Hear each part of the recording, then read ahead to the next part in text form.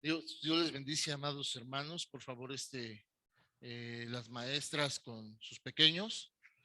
Este, Vamos a continuar leyendo el libro de Judas.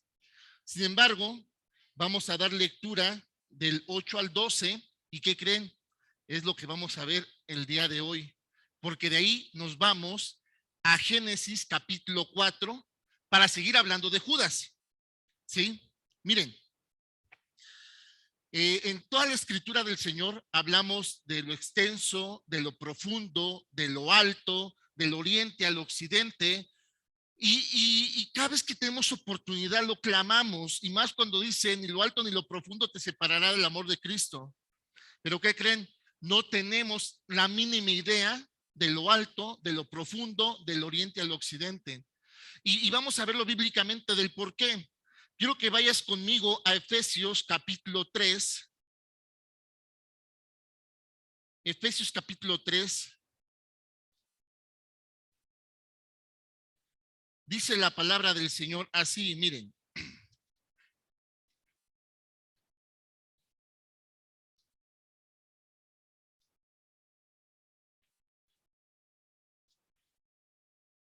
Dice, versículo del 13 en adelante, dice la palabra de Dios, por lo cual pido que no desmayes a causa de mis tribulaciones por vosotros, las cuales son vuestra gloria.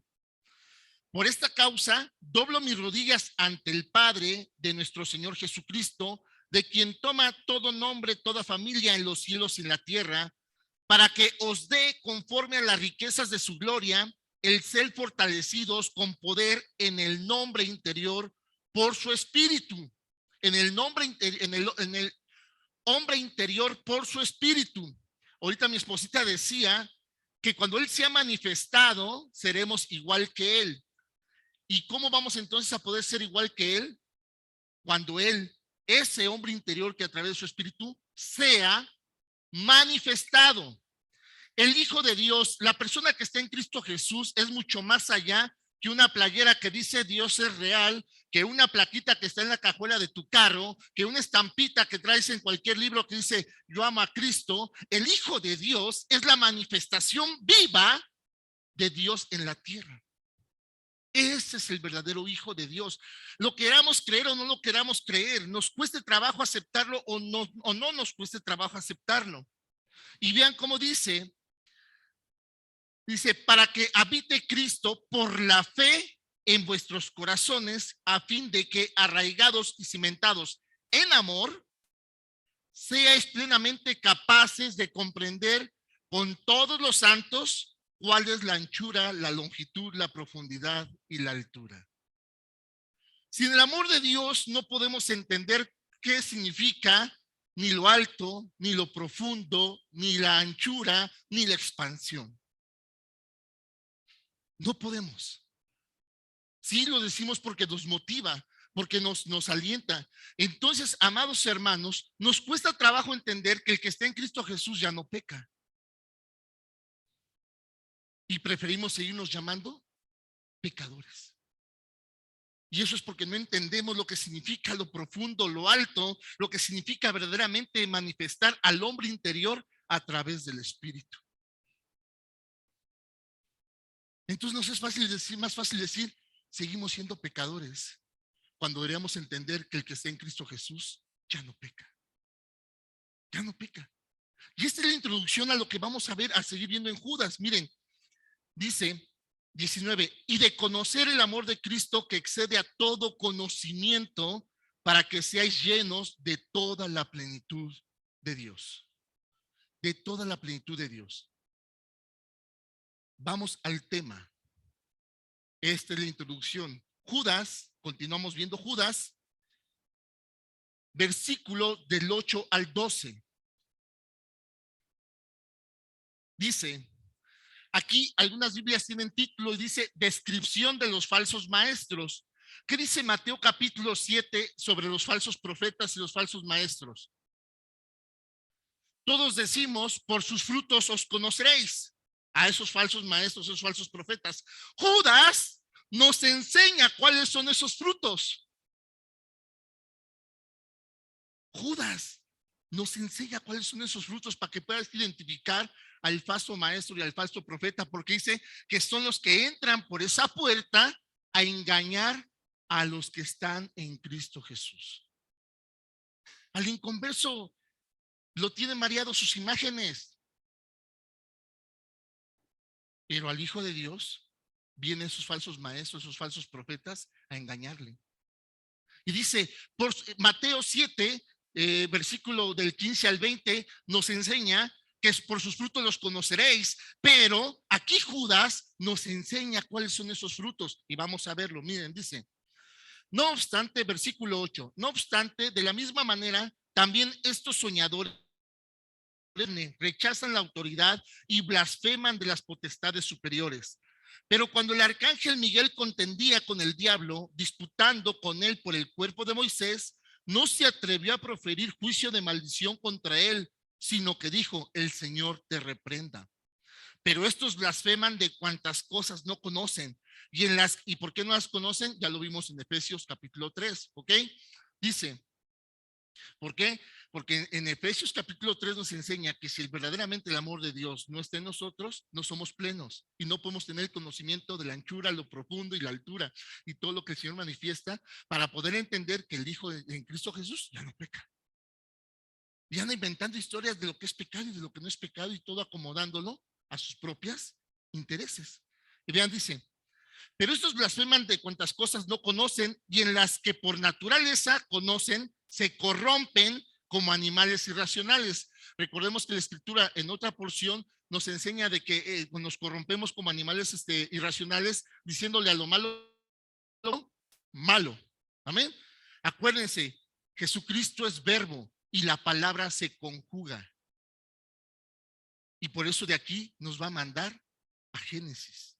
Miren, hay de ellos porque han seguido el camino de Caín y se lanzaron por lucro en el error de Balaam y perecieron en la contradicción de Coré.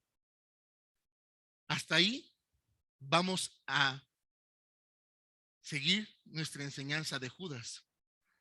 Y el día de hoy vamos a ver cuál es el camino de Caín, porque ahí dice todos los frutos por los cuales tú puedes reconocer a un falso maestro o a un falso profeta. Hoy nos va a dar apenas y para ver el camino de Caín. Y entonces entenderás que cuando el Señor en Efesios nos dice, por la fe en Cristo Jesús, vas a poder adquirir ese amor que te llevará a la plenitud de Dios. Entonces la pregunta de hoy, amada iglesia, en esta tercera, ¿qué podemos decir? Enseñanza de Judas, la pregunta es, ¿vives fe o una religión cualquiera? Déjame decirte que Caín conocía de la palabra del Señor de la misma boca de Dios. ¿Por qué? Porque junto con su hermano Abel lleva una ofrenda, entonces sabía que tenía que dar ofrenda al Todopoderoso. Y dice que va junto con su hermano Abel, habla de la congregación, entonces tenía conocimiento de la palabra, pero no tenía fe, vivía una religión. Y ojo, no lo digo yo, la palabra del Señor lo explica cuando en Hebreos, ¿verdad? Dicen, Caín por la falta de fe, no tenía fe, vivía una religión. Entonces, amado hermano, el falso maestro, el falso profeta vive una religión, el cual le hace pensar que podemos estar en Cristo Jesús pecando. Y la palabra dice que no es cierto. Dice, el que guarda mi palabra y mis mandamientos, yo estaré con él. ¿Cuál sería la oración contraria a esto? El que no los guarda, pues no. Punto, que se acabó. Eso es entender la profundidad y la anchura de verdaderamente saber que el hombre interior tiene que manifestarse, ¿sí? A través del Espíritu. Y por eso cuando dice Juan, cuando se manifieste Jesucristo, ¿y cómo se va a manifestar Jesucristo? Todos piensan en esa porción, en su venida. El hombre interior a través del Espíritu. Por eso Jesús dice, No se sorprendan, porque cuando entiendan todas esas cosas sabrán que harán cosas mayores que las que están viendo que yo hago. Y le está hablando a ti y a mí. Vamos a conocer el camino de Caín. Vámonos a Génesis capítulo 4. Cuando nosotros detectemos esas conductas, con todo respeto lo digo, amada iglesia, primeramente en nosotros mismos, ¿verdad? Sabemos y vamos a identificar si verdaderamente estamos siendo buenos maestros y buenos profetas. ¿Por qué? Porque recordemos que cada uno de nosotros tenemos esa tarea. Somos padres, ¿sí? Somos padres, otros servidores, ¿verdad? Son maestros también de la palabra. Entonces todos tenemos la tarea de maestros. Entonces primeramente tenemos que identificar estas conductas en nuestra vida que nos permitan definir realmente cuál es nuestra plenitud en Cristo Jesús. Curiosamente, amados hermanos, o no curiosamente, esto se manifiesta en una contienda entre hermanos. Entre hermanos. Ahora nosotros en la carne y nosotros somos hermanos en el espíritu, porque así nos ha llamado Jesucristo y dice que Padre, solo uno. Yo últimamente he corregido, tenemos ancianos espirituales, no padres espirituales, porque respecto al espíritu el Señor menciona que Padre, solo uno, y nuestro Señor Jesucristo, hermano de cada uno de nosotros. Y esta contienda se da precisamente entre dos hermanos. Se manifiesta ahí el camino de Caín. Dice, la historia de Caín, ¿verdad? Primer hijo de Adán y Eva, es en esencia, amados hermanos, lo estructuré para irme rápido porque quiero concluirlo para poder terminar, si Dios nos lo permite, ¿va? Dentro de 8 días. Entonces ahora el error de Balaam, ¿sí? Y de Coré, porque ahí van a seguir viendo frutos que dan la inconsistencia de los hijos de Dios y que nos hará entender si verdaderamente estamos viviendo por fe o estamos viendo una religión cualquiera. Miren, el retrato de todos aquellos que buscan el sentido y el placer de vivir alejados de Dios. La historia de Caín es también la historia de todos aquellos que hacen que de este mundo y sus ocupaciones la principal meta y propósito de sus vidas. Cuando Judas escribe, ¿verdad? Alertando a los creyentes sobre los falsos maestros, o sea, que habían de introducirse encubiertamente a la iglesia, dice de estos perversos que se les conocerá porque han seguido el camino de Caín. Mateo dice, por sus frutos los conoceréis. Judas dice, hey, despierten, vamos a identificar esos frutos, los vas a conocer porque han seguido el camino de Caín y han caído en el error de Baal. Dice, ¿cuál es este camino de Caín? Vamos a mirar conforme a las escrituras, amados hermanos, y por eso nos vamos a pegar a Génesis 4, ¿verdad? ¿Cuál es el camino de Caín? ¿Cuál es el curso de su vida? ¿Sí? Y entre otras cosas, cómo el Señor da el ejemplo de amonestación para cada uno de nosotros, para que en advertencia y en conocimiento de la palabra, ¿sí? Nos apartemos y alejemos de todo lo que involucra este camino y el estilo de vida que representa. Aleluya. ¿Verdad? Bien.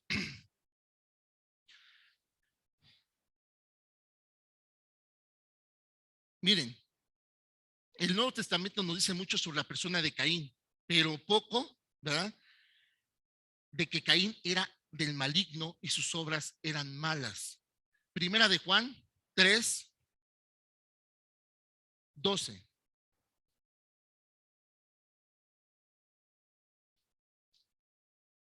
Dice la palabra del Señor así. Voy a leer desde el 10. En esto se manifiestan los hijos de Dios y los hijos del diablo. Todo aquel que no hace justicia y que no ama a su hermano, no es de Dios. Punto, que se acabó. Palabra de Dios, amada iglesia. No lo estoy sacando yo de lo que interpreto. Dice, en esto se manifiesta, el Señor lo está dejando claro. Dejen de estar ahí divagando, dejen de estar inventando que si el sol rojo, que si las estrellas verdes, que si lo alto y lo profundo. Dice, en esto se manifiestan los hijos de Dios y los hijos del diablo. Todo aquel que no hace justicia y que no ama a su hermano no es de Dios. Porque este es el mensaje que habéis oído desde el principio. Y aquí el Señor dice, este es el mensaje que habéis oído desde el principio. Que nos amemos unos a otros. O sea, aquí el Señor dice, hey, ok, que te estás adentrando en mi palabra, pero quiero decirte que el objetivo final de todo lo que te estoy enseñando es que aprendas a amar como yo te he amado y lo manifiestes en obras de justicia hacia tu hermano. Eso es lo que está tratando. Estoy parafraseando ese versículo. Léelo, estúdialo y que Dios te muestre la interpretación que Él te quiera dar. Pero eso es lo que está diciendo. Todo lo que está aquí es para que aprendas a amar como yo te he amado y lo participes en obras de justicia para con tu prójimo. Dice, porque este es el mensaje 12, no como Caín, que era del maligno y mató a su hermano. ¿Y por qué causa le mató? Porque sus obras eran malas y las de su hermano justas. Aparentemente adoraban al mismo Dios, llevaban ofrendas al mismo Dios en el entendimiento de ello. Ahora, ¿qué hay respecto a la enseñanza de nuestro Señor Jesucristo respecto a la ofrenda? Si tienes algo contra tu hermano. ¿Y por qué ahí no se nos viene a la cabeza Caín y Abel? Dice, deja ahí tu ofrenda, ve y ponte a cuentas con tu hermano y después regresas y me ofreces tu ofrenda. Si tienes problemas con tu hermano, si no participes de la cena del Señor indignamente. Y si la participación de la cena del Señor, nosotros hemos enseñado que si bien es cierto, se ha establecido una metodología de celebrarla cada mes, la cena del Señor es diaria. Miren, amada iglesia, los opositores a la Navidad, los cristianos opositores a la Navidad, los ortodoxos, ¿verdad?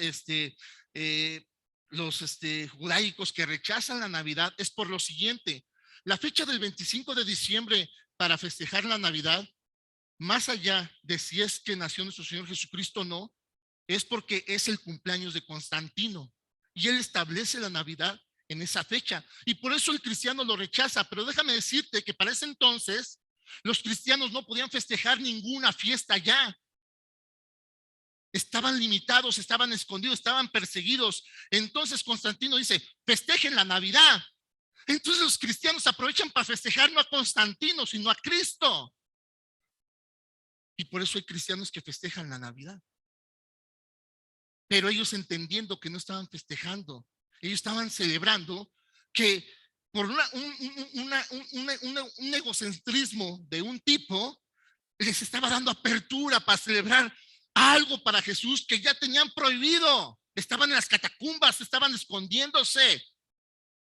Y este hombre dice, nomás porque es mi cumpleaños, les voy a dar chance que festejen la Navidad. Dice, gloria a Dios.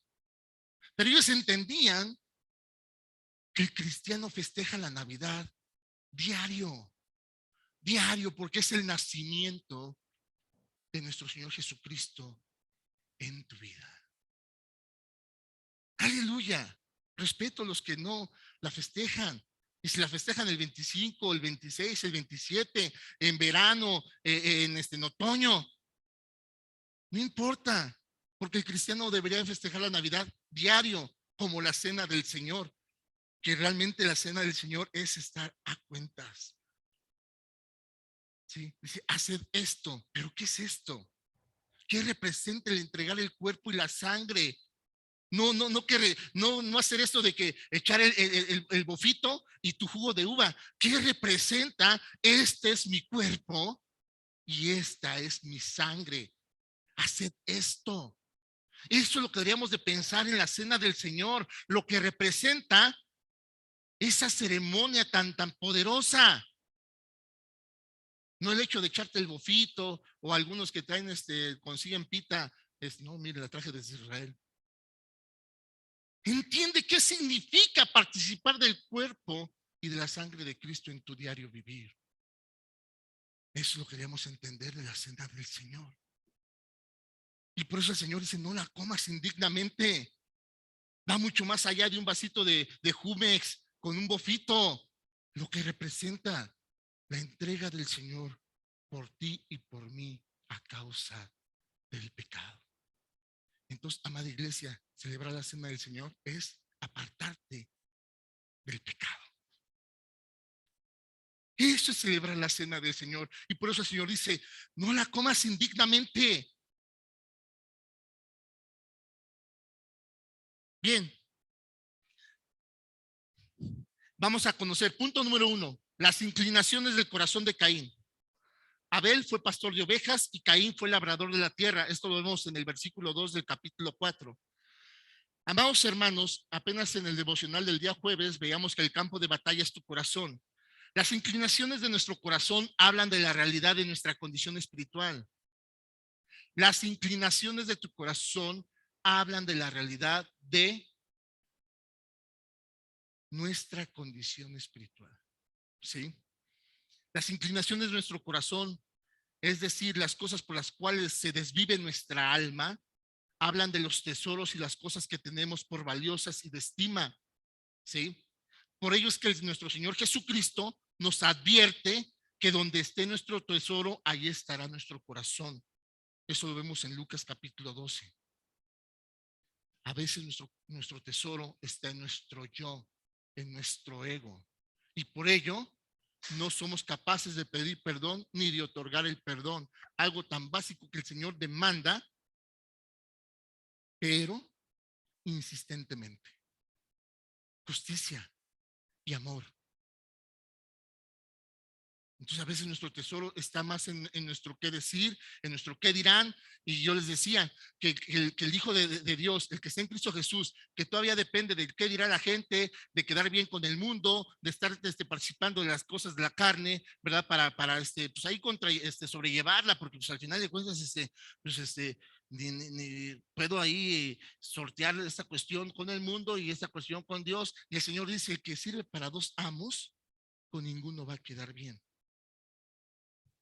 Y ahí andamos coqueteando, ¿no? Ahí andamos ahí coqueteándole, que no pasa nada, nadie se entera, nadie nos ve, ¿sí? Y no hablo de cosas viscerales, amados hermanos, estoy hablando cosas profundas del corazón, que verdaderamente tú sabes, dañan el corazón de Cristo. Pero sí somos juiciosos, ¿sí? Hermanos, ayer fui con la casa del pastor y pues fui a una charla, a un consejo ministerial, y el pastor tan cínico ni siquiera quitó el envase de cerveza que se tomó en su comida que vi sobre su mesa. Ay, no, y está pastoreando. Sí. Y todavía, hermanos, me invitó a comer y de postre me dio helado de ron con pasas. Y tú piensas que eso daña el corazón del Señor. Lo que daña el corazón del Señor es que verdaderamente tú sepas que como siervo de Él estés enemistado con tu hermano y que no participes de obras de justicia. Mandaba yo una imagen a Dios es fiel. Puedes dar sin amar, pero no puedes amar sin dar. No puedes amar sin dar. El Señor nos amó tanto que dio, dice, entregó, se dio a su único hijo por nosotros. Ese es el amor que Dios demanda. ¿Sí? Las mujeres de Dios es fiel van sin velo a la iglesia. La mujer santa, amados hermanos, no se quita el velo, se quita la vanidad, se quita el chisme, se quita la murmuración, se quita la rebeldía, se quita la desobediencia, se quita el ego que tiene sobre su marido. Eso se quita la mujer que está en Cristo Jesús, no un velo que simplemente no participa de nada. Es lo que les decía, el hijo que está en Cristo Jesús es mucho más allá de una estampita, es mucho más allá de una playera, es mucho más allá de una campaña de evangelización. es la manifestación del hombre interior a través del espíritu, pero tu corazón, lo que participa en tu corazón es lo que va a impulsar o limitar esa manifestación en tu vida. Lo que participa en tu corazón. Amados hermanos, estoy dando citas bíblicas para que no digan, susténtelo. Dice Lucas 12:34, en donde esté nuestro tesoro, ahí está nuestro corazón. Caín era una persona, ¿sí?, que desde temprano manifestó su pasión y amor por la tierra, por tener un determinado territorio que fuese de su propiedad, donde él fuese el amo y señor. La elección de su oficio no debe ser visto como algo casual, sino como algo que denota la inclinación de su alma y la disposición de su carácter, a diferencia de Abel, que prefirió una vida nómada y sin lugar fijo de donde permanecer. Caín quiso desde un principio encontrar en la tierra y en su oficio algo definitivo de pertenencia y de identidad, ¿sí? Y hacer de la misma el principal asunto de interés de su corazón. Poderío, riqueza, territorio. Eso estaba en el corazón de Caín, a diferencia del corazón de Abel.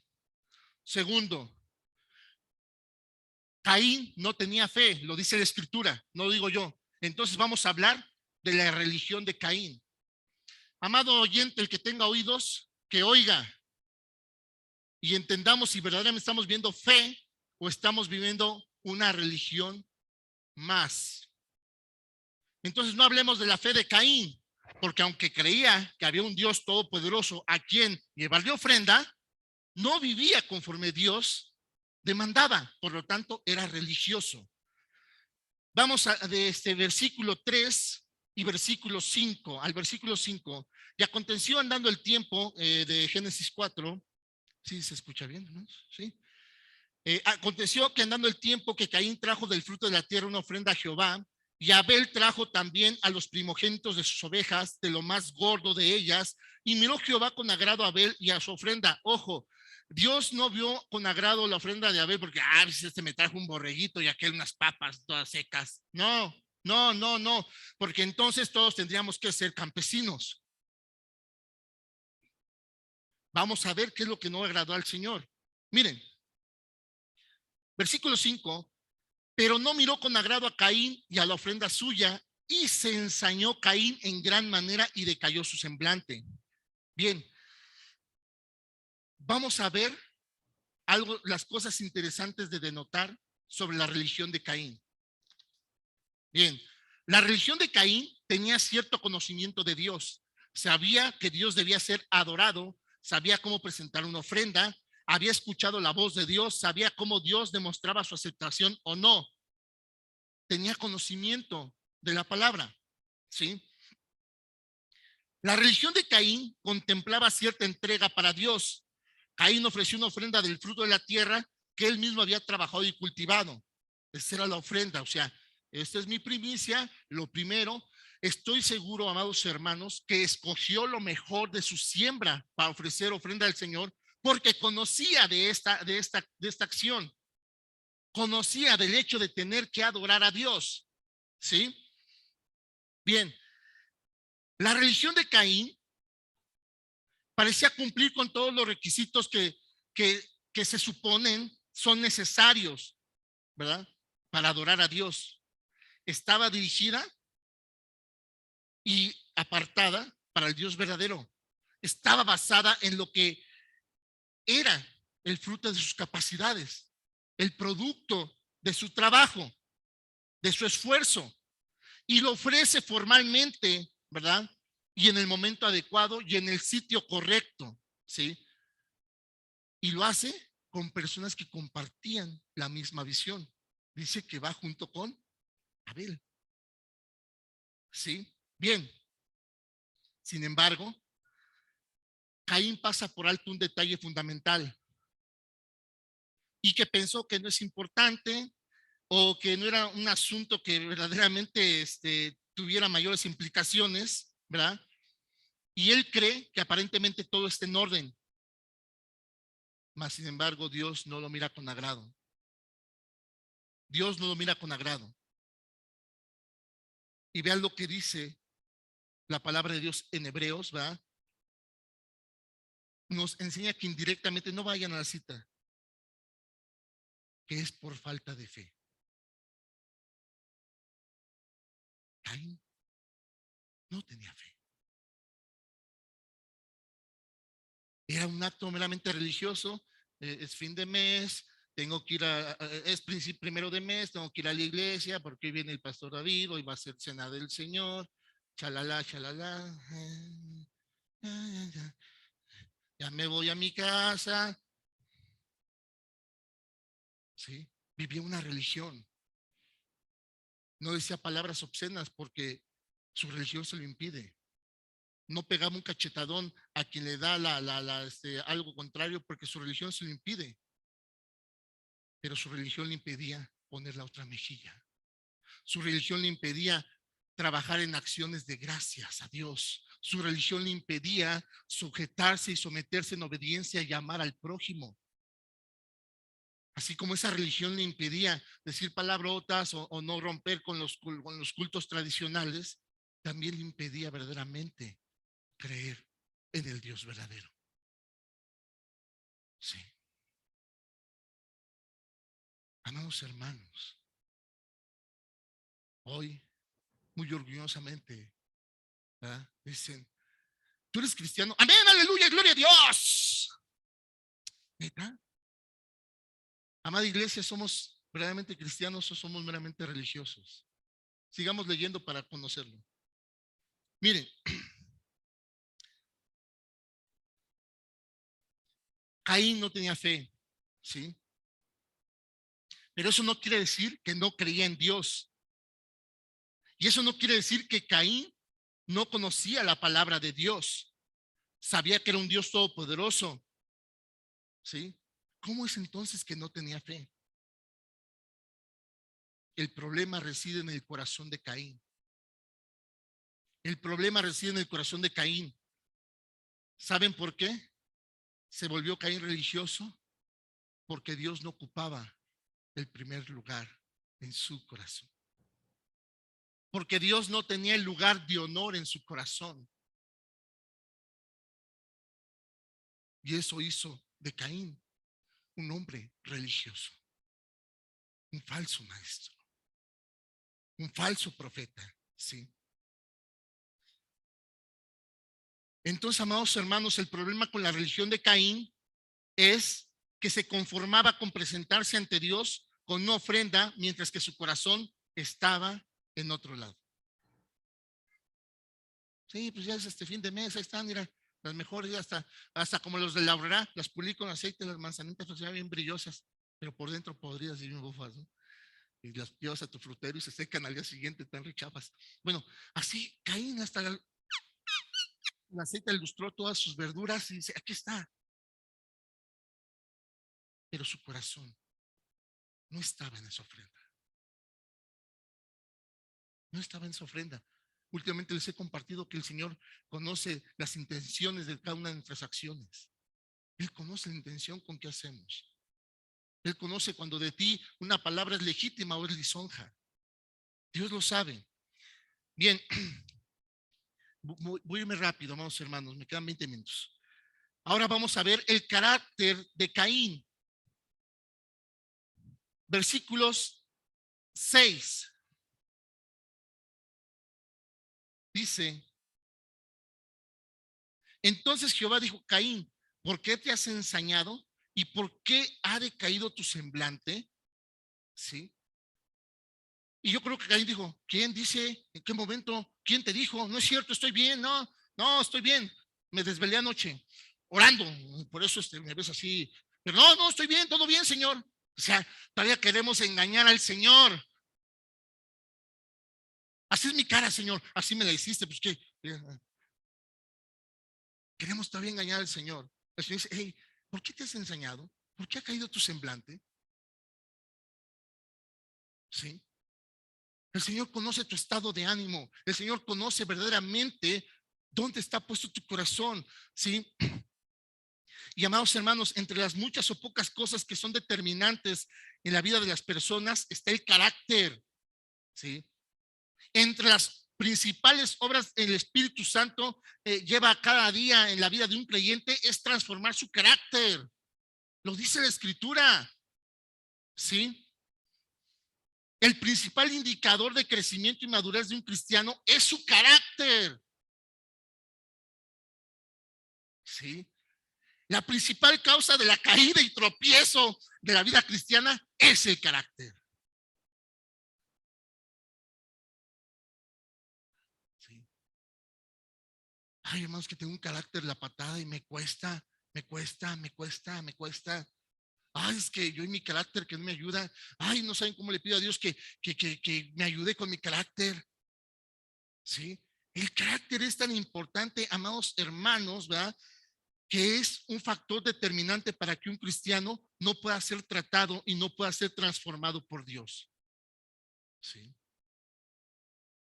Bien, Caín era una persona que podemos decir, que lo podemos describir en este pasaje, ¿sí?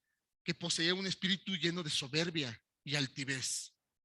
Y por ello el Señor no podía verlo con agrado. ¿Cómo crees que te mira Dios el día de hoy?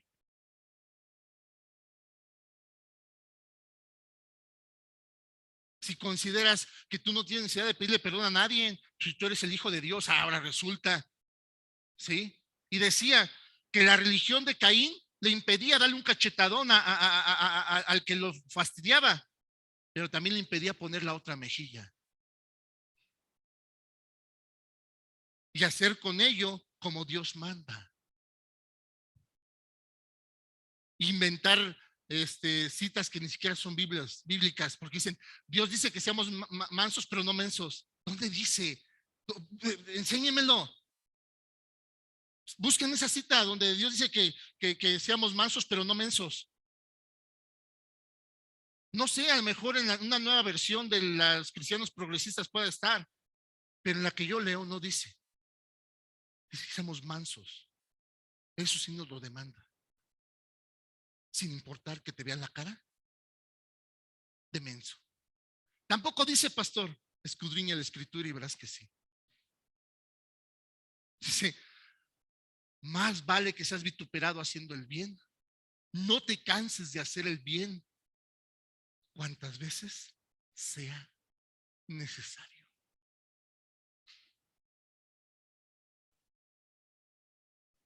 Pero hoy muchos cristianos sabiondos dicen, no, a mí ya no me ven la cara como a fulano, que a cada rato se la están viendo. No, sabiduría de Dios. No, amados hermanos. No, la sabiduría de Dios te lleva al entendimiento de lo ancho, lo profundo, el oriente y el occidente. No a creer que porque tienes conductas que son meramente tuyas como las de Caín, estás siendo sabio. No nos equivoquemos. No nos equivoquemos. ¿Sí? Miren, poseía un espíritu caprichoso y malcriado. ¿Sí? Y eso no tardó en darse a notar. Se reflejó en su rostro. Poseía un espíritu de envidia, rencoroso, lo cual se manifestó en darle muerte a su hermano. Todas estas cosas que caracterizan a Caín son, amados hermanos, diametralmente opuestas al carácter divino de Dios. ¿Sí? Son opuestas al carácter de Dios. Una persona que está en Cristo Jesús verdaderamente en el Espíritu, ¿sí? No puede ser una persona soberbia ni altiva, pero tampoco una persona malcriada y caprichosa, envidiosa o rencorosa, altiva o malcriada, ¿sí? Puede ser alguien que pueda manifestar al hombre interior a través de su espíritu. No puede ser. Dice la palabra del Señor que un buen árbol no puede dar mal fruto y un mal árbol no puede dar buen fruto. Eso dice la Escritura, amados hermanos, ¿sí? El modelo de carácter para cada creyente en nuestro Señor Jesucristo, ¿verdad? Dice, es manso y humilde de corazón. Y sí, vamos a ver cómo dice la cita. Mateo 11, versículo 29. Vamos a poner en la pantalla. Mateo 11, versículo 19. Vino el Hijo del Hombre que come y bebe, y dicen: aquí un hombre comilón y bebedor de vino, amigo de publicanos y de... ¿Sí la cita? 11:29, perdón, 29, no 19. 29, hermana, 11:29. Llevad mi yugo sobre vosotros y aprende de mí, que soy manso y humilde de corazón. ¿Y qué dice la palabra? ¿Para qué? A ver, ¿dónde se encuentra el descanso de tu alma? Hoy en día, ¿dónde se encuentra el descanso de tu alma?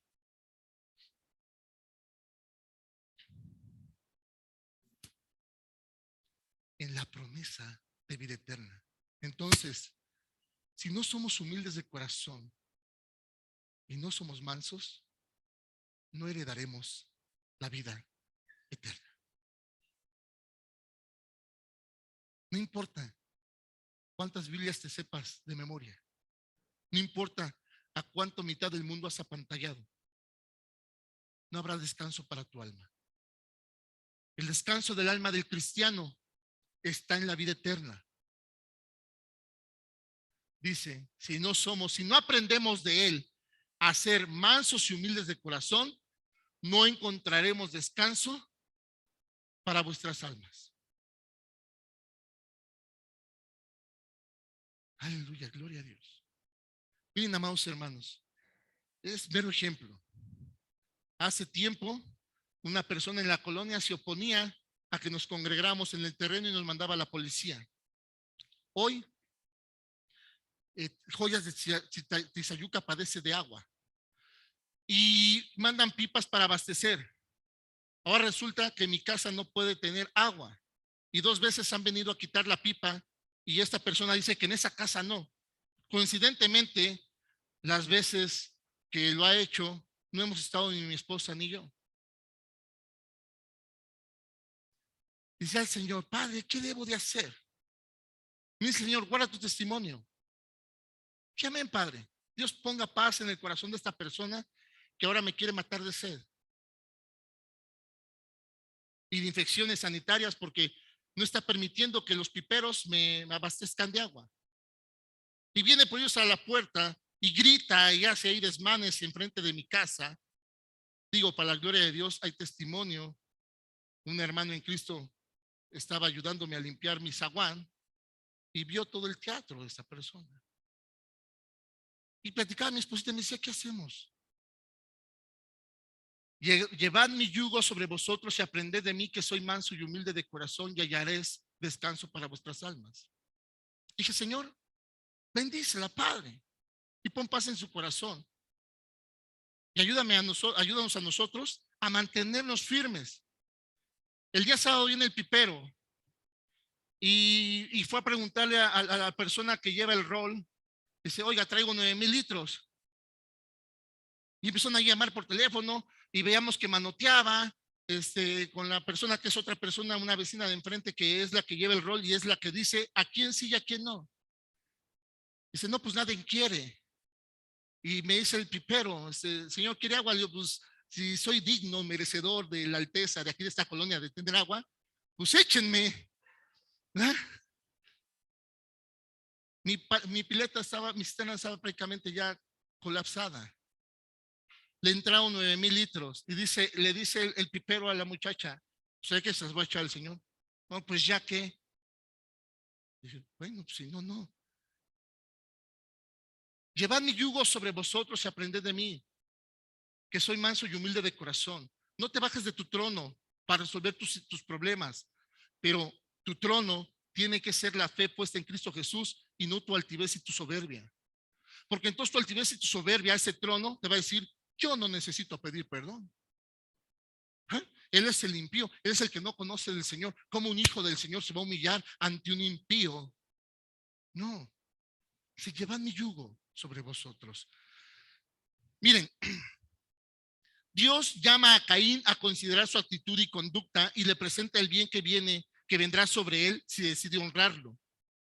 Pero también le advierte que si decide persistir en su mal pensamiento del pecado, estará al acecho como una fiera salvaje, listo, ¿verdad? Listo para tomar lugar tan pronto abra la puerta de su corazón. Y esto lo leemos en el versículo 7 y 8 de Génesis 4. Dice, si bien hicieres, no serás enaltecido, y si no hicieres el bien, el pecado estará a la puerta con todo esto, a ti será su deseo y tú te enseñorearás de él. Y dijo Caín a su hermano Abel, salgamos al campo, y aconteció que estando a ellos en el campo, Caín se levantó contra su hermano Abel y lo mató. O sea, Dios le dijo, hey, despierta, si haces el bien, pero si haces el mal, te vas a condenar. ¿Y qué prefirió Caín? Ok, a eso lleva la religión, a condenarnos. Y la fe, a salvarnos. ¿No dice que por la fe somos salvos? Ahora entendemos lo que significa. Ahora entendemos lo que verdaderamente significa que el que es salvo hace las cosas como Dios pide y no como su altivez y su soberbia quiere manejarlas. Entonces, amados hermanos, ¿va? Caín no tomó en consideración la palabra de Dios, sino que al contrario, se rindió por entero a los pensamientos pecaminosos que tocaban las puertas de su alma y de su corazón. Y amados hermanos, es aquí en este punto, como en ningún otro, donde se hace evidente y claro en qué consiste el camino de Caín. En no obedecer o atender la voz de Dios. ¿Sí? Ahí se hace evidente el camino de Caín. ¿Sí? El camino de Caín se caracteriza por ser el camino de autocomplacencia, por dar rienda suelta a los antojos y apetitos del corazón, por terminar haciendo lo que se desea en vez de lo que Dios dice. El camino de Caín es el camino que la mente carnal decide hacer precisamente aquello que es contrario al consejo bendito de la palabra de Dios. Este camino se caracteriza por rendir la fortaleza, por tirar la toalla ante los deseos pecaminosos, por hacer caso omiso de los principios de la palabra de Dios, por terminar imponiendo la voluntad propia en los asuntos de nuestra vida en lugar de permitir que la voluntad de Dios se sobreponga a la nuestra. 5. Las consecuencias del pecado de Caín. Versículo 12. Me voy a ir corrido, dice de Génesis 4:12. Ahora pues, maldito sea tú de la tierra, que abrió su boca para recibir de tu mano la sangre de tu hermano. Cuando labras la tierra, no te volverá a dar su fuerza, errante y extranjero serás en la tierra. Aquí, Dios no le está hablando a un asesino. Le está hablando al que tomó la segunda opción. Porque la primera opción dice, arrepiéntete, vuélvete de lo malo. No hagas lo que estás pensando. Hey, retráctate de intentar matar a tu hermano y serás enaltecido. Pero el odio del corazón de Caín lo lleva a tomar la segunda opción y mata a su hermano. ¿Por qué? Porque muchas veces decimos, no, y los asesinos, no, serán malditos de, no. Está hablando a los que no obedecen la palabra de Dios en cualquier circunstancia de su vida. El Señor le presenta dos opciones y Caín escoge la número 2. Me vale. Voy a hacer lo que me pegue la gana.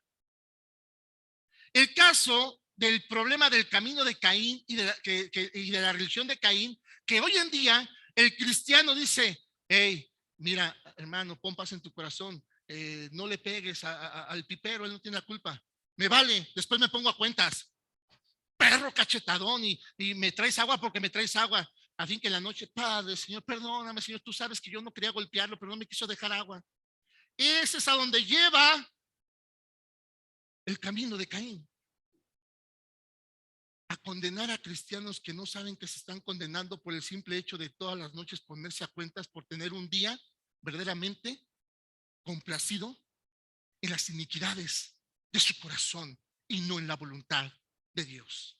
Entonces ese cristiano es el que piensa que puede estar en Cristo Jesús pecando.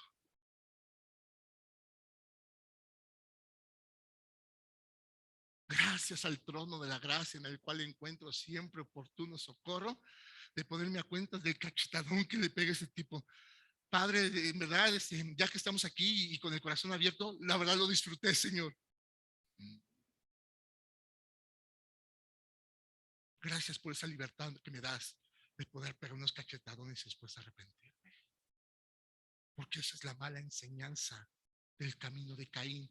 Y eso es lo que entra por las puertas a través de falsos maestros y de falsos profetas. Tenemos que identificarlo. ¿Sí? Vamos a terminar. El pecado siempre genera consecuencias.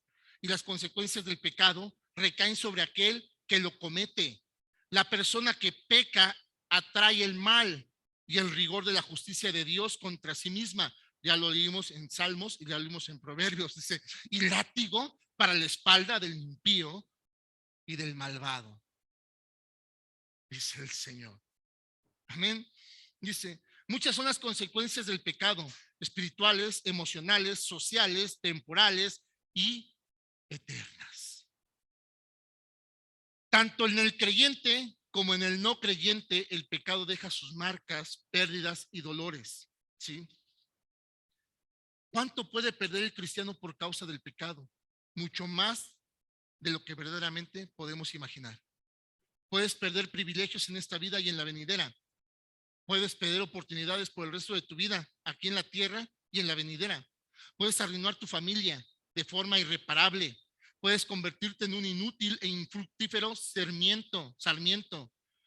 Puedes autorizar al enemigo, ¿ya?, de tu alma para que él oprima y atormente sin misericordia.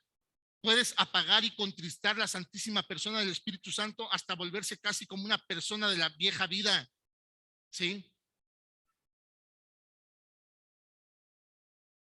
Hay muchas cosas que perdemos cuando seguimos en conductas de pecado. Pero con toda seguridad, amados hermanos, de las cosas que más deseaba y esperaba ver Moisés, ¿va?, para cuando entrasen por fin a la tierra de la promesa, era precisamente el hecho de que el pueblo dejase de pecar. David, en un momento de su reinado, se sintió orgulloso de su ejercicio y de su ejército y de su población.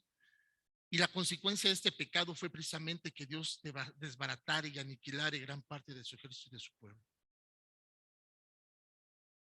A veces los logros en Cristo los volvemos vanagloria. Y dice el Señor en su palabra que tengamos temor de ello. ¿A poco deseamos que el Señor venga y arrebate lo que ha puesto en nuestras manos? Dice el Señor. Como pasó con Moisés, como pasó con David. ¿Sí? Sansón en repetidas veces tuvo problemas con el pecado, ¿verdad?, al dar rienda suelta a sus ojos para codiciar a las mujeres. Y por esa misma razón cayó en manos de sus enemigos y le sacaron los ojos.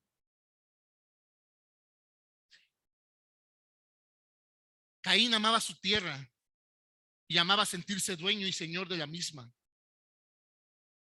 Parte de las consecuencias de su pecado fue que Dios le retiró el favor de la tierra, de su producción, y le impuso que fuese tratado por el resto de su vida como un errante y extranjero.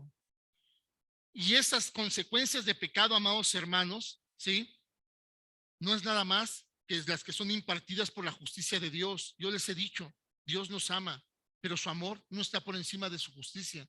Y lo hemos escudriñado en la Escritura. Y vean hacia dónde lleva esta consecuencia. 6, la familia de Caín. Ahí me voy a apurar, amados hermanos, porque eso lo abarca del versículo 16 al 24. Pero déjenme decirle, amados hermanos, la familia y descendencia de Caín es muy particular, y en todos ellos se muestra la marca y carácter de Caín exhibió a lo largo de su vida. Miren, es una familia próspera, pero que no tiene relación con Dios, ¿sí? Edificaron la primera ciudad conocida, eso viene en el versículo 17. Fueron los pioneros en la ganadería y el comercio a gran escala, eso viene en el versículo 20. Una familia con talentos especiales, pero que no estaban dedicados a Dios. Entonces vemos una familia próspera, pero que no tiene relación con Dios.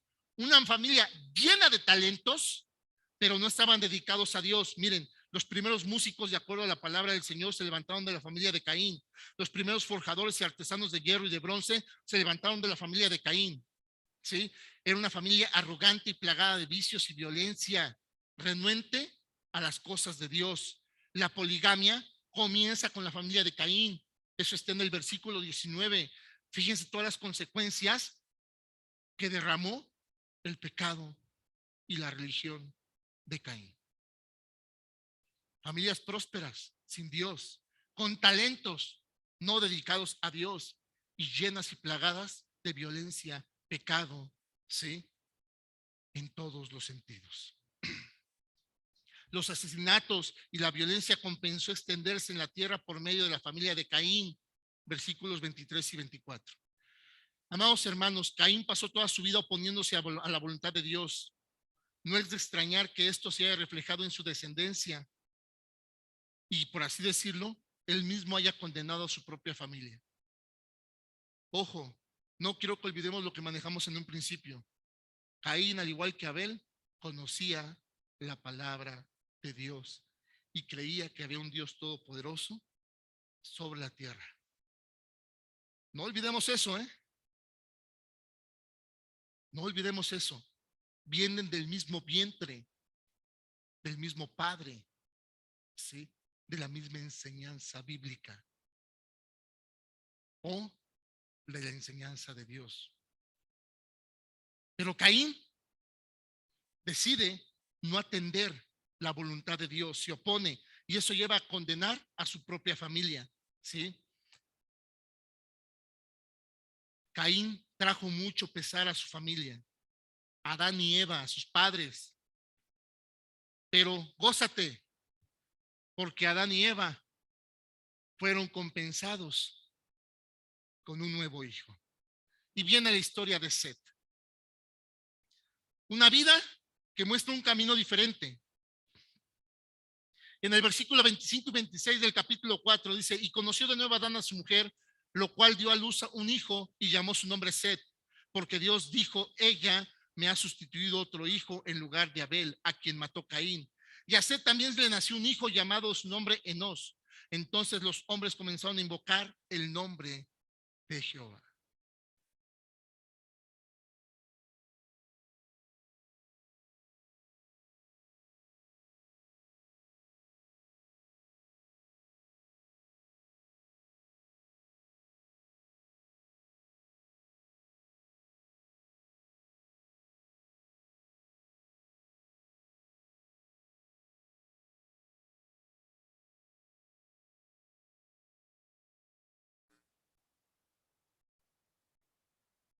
Voy a comenzar a invocar el nombre de Jehová. Amados hermanos, debemos de vivir de tal forma que los hombres sepan sin lugar a dudas que somos quienes adoran a Dios. Debemos de ser instrumentos para que otros vean que hay un camino diferente y más excelente para transitar por la vida. El camino de una vida que se vive en legítima y verdadera comunión con Dios. Dios hoy nos invita a transitar un camino diferente al que transitó Caín. Y verdaderamente ser ese testimonio de Él, permitiendo que el hombre interior a través del Espíritu manifieste que Jesús, vaya la redundancia, se ha manifestado. No es una promesa futura a la segunda venida. Sé cuando el Señor se manifieste. Y si el Señor, o más bien nosotros no entendemos que para que Él se manifieste debe ser a través del hombre interior espiritual que ahora mora en ti y en mí, no podremos dar fe verdaderamente de que Cristo vive. Y que si ahora testificamos que Cristo vive, estamos llevando un camino o una religión como Caín, no estaremos logrando el propósito del Señor. Amados hermanos, si hoy identificaste los frutos de los cuales el Señor a través de Judas insta, tengamos atención para identificar a los falsos maestros y a los falsos profetas, debe empezar por nosotros. Porque cada uno de nosotros somos maestros en nuestros hogares. Y yo te dije, yo aquí los tengo bien apantallados, pero aquí tengo testigos a quienes no puedo apantallar. Una esposa que puede decir, pues aplica tu técnica, maestro, a ver así como predica, pues órale a ver que se vea. Pero sobre todo, un Dios que dice, a mí no me engañes. Hazte tonto tú solo, porque a mí no me engañas. Hoy reflexionemos sobre el camino de Caín, en el cual el libro de Judas nos insta a poner atención para identificar a los falsos maestros y a los falsos profetas. ¿Sí? Y no olvidemos que el Señor dice, cuando quisiera hablarles a ustedes como maestros, no dice, hey, pastores, ya hay que hablar como maestros, hey, a los que sirven. No. Entonces, ustedes deberían ser ya maestros, siguen demandando la lechita cuando yo quiero dotarles de vianda y de mi conocimiento. Dios les bendice, amados hermanos. Híjole, Judas, un libro tan pequeño y que apenas hemos llegado al versículo 11 en 4 fines de semana. Dios está en el detalle. Dios está en el detalle. Y en la importancia de entender cómo coloca este libro antes de la tierra prometida. Dios les bendice, amados hermanos. Dios sea con ustedes, Dios les guarde. Y concluimos el tema del día de hoy. Saludos a nuestros hermanos que nos siguieron por Facebook, por Zoom. Dios les guarde. Y creo que nos llevamos tarea para esta semana. Hay mucho que leer y hay mucho que estudiar. Porque dentro de 8 días vamos a entrar al error de Baal y al de Coré. Amén. Dios les bendice.